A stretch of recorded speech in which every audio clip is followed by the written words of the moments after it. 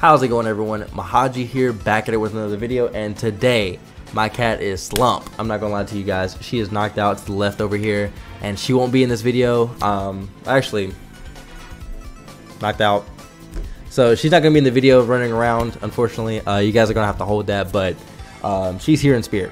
All right, so let's just get right into it. The topic of today's video is none other than drumroll, Kefla. So Kefla received a ton of changes in the new patch, pretty substantial to her game plan, enhancing it, and we're gonna go over them real quick. So the first change is to her standing medium, her little 5M. It is reduced delay, which means it's safer on block. And the next change is to her jumping heavy attack, sped up the attack startup, and we'll kind of open up a couple of routes for her. We'll get into that later. The double hammer, which is like her little, I don't know if you can see me real quick, like that. The overhead. Imagine if you look at that straight on, you're gonna be terrified. She actually got that attack sped up for some reason. Don't know what the devs are smoking, but super cannonball. We're just gonna talk about both of the changes real quick. So light, medium, and heavy all got the same change, where the dash, her little, she can now perform that halfway through the attack, which is pretty interesting. I'll show a couple of examples of why that's really good. And the light version only received this change, but he can now she can now super dash partway through like the last little bit of it, but it's not really that good. I'm gonna get into why, but let me cook. So first change, 5M. So 5M is this button, okay, and this button has received less recovery or more block stun. I'm not sure which one, but it is. It used to be -10 on block. So what is it now? -5. So -5 means, in the grand scheme of things for this character, that she has one of the best stagger games, if not the best stagger games in the history of the game. All right. The reason for this is simply because boom, boom, boom, boom, and boom. Not to mention boom. These are all safe. These are all either -5 or safer. So, I have to do it to him.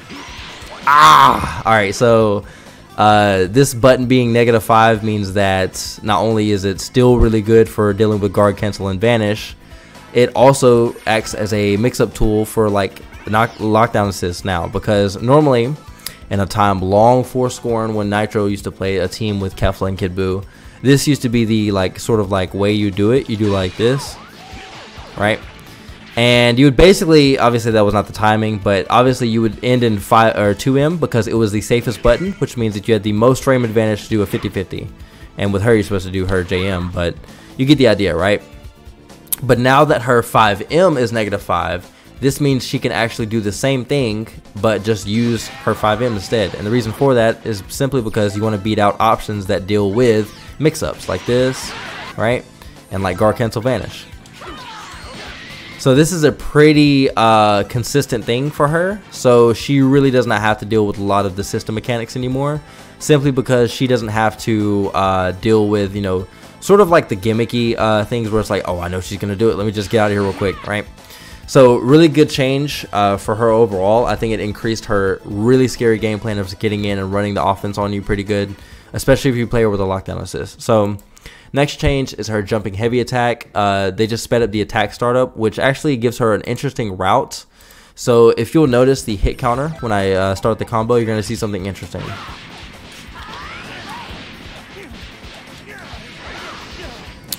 That connected, which is really sick. So this is more of like a super dash conversion type deal. Like if you get like just sort of like a random like something like this.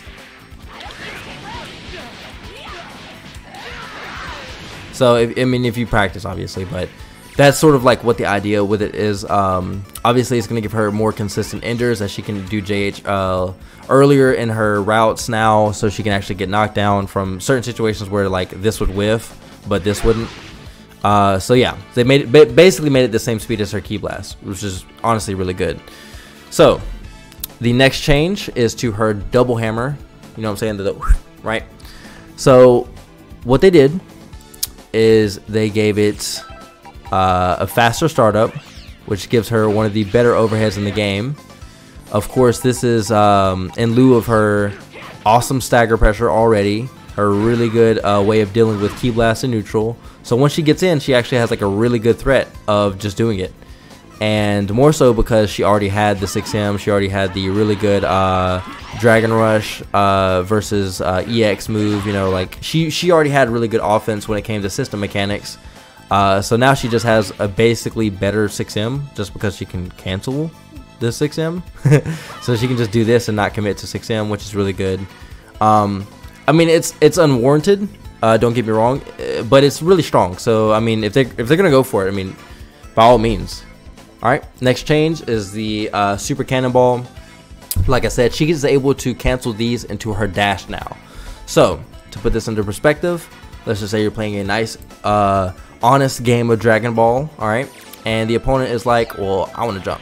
Okay, you have committed genocide because from that range she is +4, baby. So this is really scary to deal with. So if you're really about it and you just don't like people, you can just boot this up and you're like, yep, I'm in. Now of course this changes depending on where you are on the map. She can be a little bit minus, she can but she will always be safe on this. She will always be safe. I mean, of course if the ball hits, but this is really good for our game plan because this just establishes that jumping against her is not a great move. And since she's able to cover the ground really well with Ki Blast and her you know, her 2 through 6H, she's actually able to, or excuse me, her 2 and 4H, she's actually able to establish the fact that you have to do something against her, like you have to commit to reflect, or if you don't, then she's gonna build meter, and then she's gonna actually kill you for, you know, getting the 50-50 off eventually, right? So she has a really good game of dealing with, like, you know, certain Ki Blast or, you know, zoners especially. She does really well against, just because obviously she has this and she has the ability to chase you down even better. So this change I think is one of the sillier ones because it's just so good. It's just so good. If I played her, I would just do this every single time they jumped. I'd be like, oh, you did that? Sure, bet. Of course, if they take the hit, then obviously they're not going to. You're not going to be able to convert as cleanly as you want to, but it is. It should be noted that you can just do this as well, right? So still a really good change for the other versions. It's not as effective. The only use that I found for the EX version is that if you block this, obviously you're +4. But if they fall for the DR, let's just say for example I set the opponent to counter attack and Dragon Rush, right? So if they fall for it, normally you'd have that, right? But now you can do this. So not only does it offer a cleaner, you know, less committal of just having to, you know, kind of react your way out of it, but even if they reflect it, it's not the end of the world for you, right? Because you actually have to read this, right? So I'm -14 here,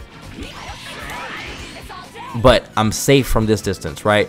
Because if they aren't, you know, already playing the mind game of like the 50-50 where you do like this, or you do this to bait out the reflect, then they have to look out for this, because if I do this and I'm in your face, I'm -14 and you can punish me, right? But if I'm from this distance and, excuse me, if I'm from this distance, right, you actually have to go out of your way to punish me, right? And you have to react. But this dash is very, very hard to react to, considering it's already a frame 4, so you can't punish me from the startup. And if you chase me, then that means you aren't looking for me to be right in front of your face, right? So this is one of the better changes for her offense on block as well. Not even just sniping them from the air, but just like her mind game of doing this. It's less committal, and it's also a clean conversion if you do it now. The only one that I would not recommend doing is the light version, because this shit is negative like 20, I want to say, if I can get it. -20, yeah. So this is the only version that doesn't really get anything from it. Even on hit, it's like, whatever, dude. Like, this is whatever, +4, whatever. So the last change I want to talk about is actually regarding her light cannonball. Now, unfortunately, it didn't receive the same buff as a lot of the other beams did when it came to, like, you know, beam plus super dash. She can't do this with it because of how the cancel window works. So if she does something like this and I'm mashing super dash, she actually can't connect it. In the corner, it's a different story, but there's already a better way of doing this with just doing 2-6M. It saves combo time, and you just get to go into a better combo anyways. So I think it's a whatever kind of change. It doesn't even gel on block, which is, I mean, kind of why you use the EX version in the first place. So, I mean, overall, it's like whatever. Right, you can just get anti-air for it. So, it's okay. There's no reason to just not go into this. So, whatever change. But overall, I think the character received substantial buffs. If we're to put this into a you know, sort of a grander context, I mean, imagine you're just playing a game and you're like, yep, I want to play with my friends, and then let's just take them off to 2H real quick. Let's just say we're gonna play a 2-player game, and you're just like, yep, I'm gonna jump, I'm gonna get in. Let's just say I kill you for trying to mash, right? And then from there, I can just establish that I have a 50-50, right? And of course, she has a fast 2M, so she can kill you because she just mixes with the M starter rather than a light. But she's just really, really effective this season. And since everyone got buffed with zoning, of course, the character with anti-projectile, you know, key and vol lariats is going to do really well. Not to mention that she still is a decent battery. Her combo routing didn't change really, but she does still get a lot of meter from just all these staggers, you know, sort of like tap, tap. I mean, I'm just building meter as I go. And a full string is going to net you a pretty good amount of meter. So yeah, she's really in a good spot. I don't think there's anything wrong with the character per se. She doesn't have the greatest level 3 period. I mean, she gets hit out of that shit 9 out of 10 times if there's a key projectile on the screen. But overall, I think she's just a really good stagger monster. And if you find the right team for her, I think, you know, Kibu is one of the best characters to put with her. She's really effective. But with that being said, I hope you guys enjoyed the video. Hope you guys like my breakdown of Kefla now. I think she's a really good character. So yeah, hopefully you guys liked it. If not, I'll try better. So with that being said, thanks guys, and I hope you have a great weekend.